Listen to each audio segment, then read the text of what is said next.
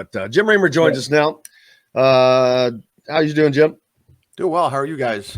Hey, Jim. We are great. Back yesterday. Saw you yesterday up at Charlie Hughes. Yes. Weekend full of basketball, not just basketball.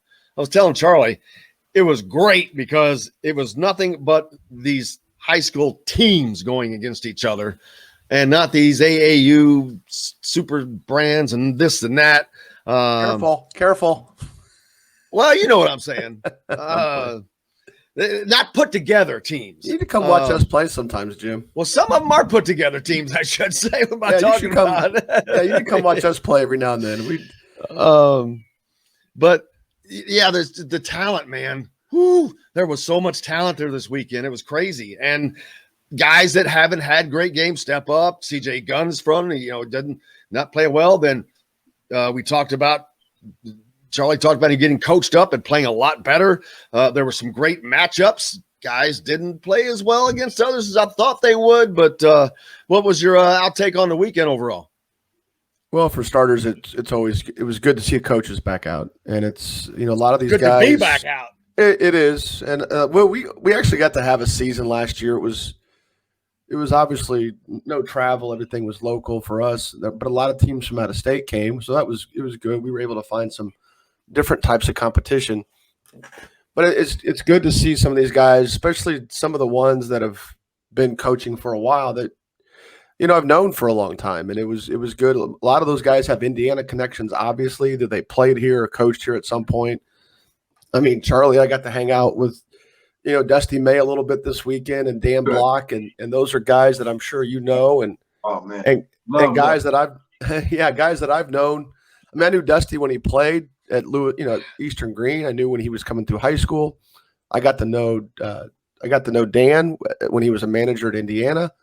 That's how I got to know Dane so well. But it was good to see everybody back out, and it was great. It was it's a casual environment, but then more specific to Jim's question, this is June has been this way for years. June is a mini season. It's amped up a little bit now because coaches can come out at the final 2 weeks. Last week at the top 100, it was good to get again get reacquainted or back in touch with guys that we communicate with during the recruiting process.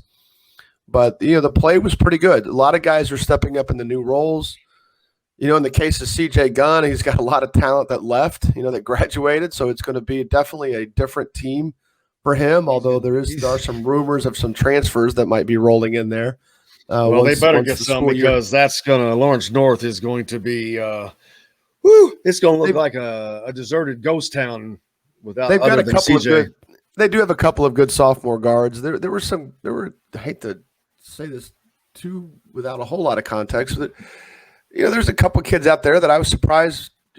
First of all, I don't know who they are, and then they just looked like they were struggling. But their two young sophomore guards are going to eventually be good. Now I don't know where they're going to come in as far as recruiting wise. They're not going to be CJ Gunn, but they're going to be really good high school guards. That's the Miles kid and the Bowles kid. Both those guys are going to have good 3-year careers at Lawrence North. So, who was the best player you saw this weekend? The best player, who played the best this weekend? I should say. Oh, Logan McIntyre from North Harrison. He really played. Yeah, he played the best. Him and Jermaine Coleman from Park Tudor. And those two guys were two that I thought stepped up really from what I had seen them in the past.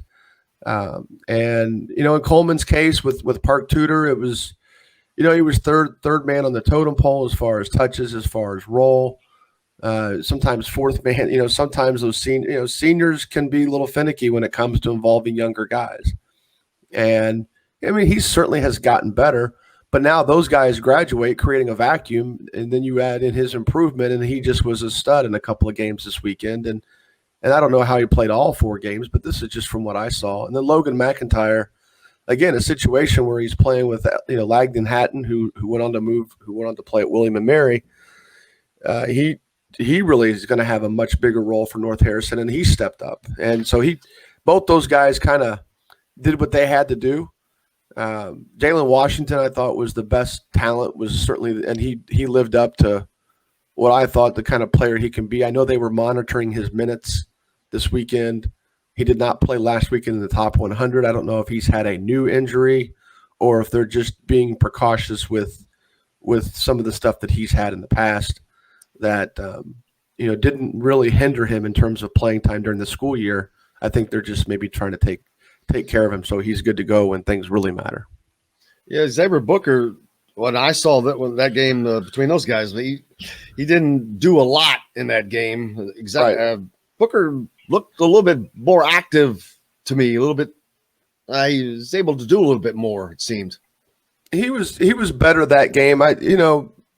It's funny to me when body language counts. It's funny to me when motor counts. You hear coaches say things about about kids sometimes, and they contradict maybe a kid or two that they've already offered. And I'm not going to cite any names here, but there was a kid, a younger kid that I really liked.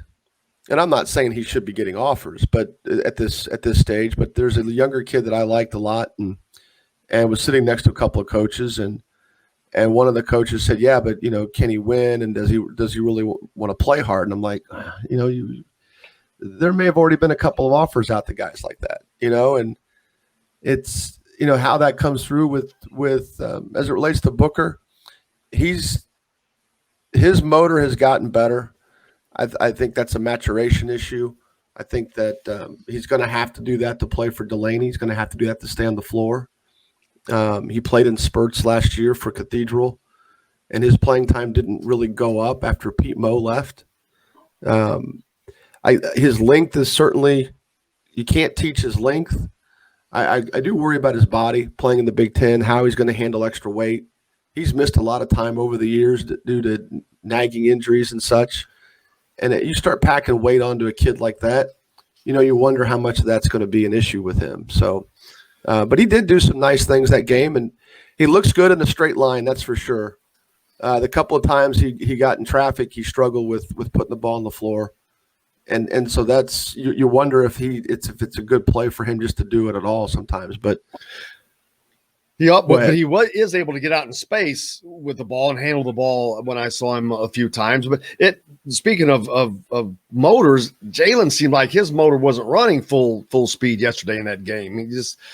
I don't know if he was tired or what it was, but it just didn't seem to be at full speed. Or is he still dealing with his nagging injuries? Yeah, I don't know what's going on with him, why they're doing that. But he's the same case as Gunn, where played with a lot of good seniors last year. Those guys are all gone, obviously. And now it's almost a whole new team that's centered around him. And their guard play was really, really sloppy. The game and a half that I watched of them. And, it definitely came up in the Cathedral game when they amped up the pressure, especially coming out in the second quarter. They jumped out to a big lead, but then Washington brought them back. And then the second quarter came out, and Cathedral basically amped it up, and the rest of that group folded is too tough of a word, but they really struggled to handle anything because Cathedral could match them athletically, and they just were bigger at every single position with the exception of Jalen Washington. So, yeah, they jumped out to a 14-3 run right out of the half, man, and it just punched them right in the face. A lot of other guys there to look at too, though. That we I see Will Loving Watts played of Jeffersonville, played Crispus Attucks with Jalen Hooks. There's a lot of things to like about Loving Watts, man. He's rangy as a point guard out there. He's got a wingspan, it looks like, but he's certainly active, but you've seen him a lot more than I've gotten to see him. Jalen Hooks, on the other hand, they're kind of similar, but what did you see? Did you see that game at all? Yeah, well, I've seen them both play a lot this weekend. Hooks is still injured. He's still coming back from an injury, and it's no different than than what Washington's going through. Although Washington had a more serious injury, Hooks fractured his ankle in mid to late April, and I'm not 100% sure that he's back. He looked a little dogged last week in the top 100, and then this week it was kind of hit and miss. And with although he's got an IQ about him, especially in the half court, where he knows how to play, and they can run a lot of stuff from him. They can run a lot of stuff through him. And they've got some new kids, too, that they're still trying to work out some kinks, and that's what June is about. Loving Watts, he's really just got to improve his jump shot. And he's much better when he's moving without the basketball than when he's catching and simply just isolating. He definitely can attack and score off the dribble. But when it sticks with him and he gives the defense time to settle, he's not nearly as effective off the dribble as he is when he's catching off of some sort of action. He made some really, really nice passes that were vision passes. That's part of his game. He saw that.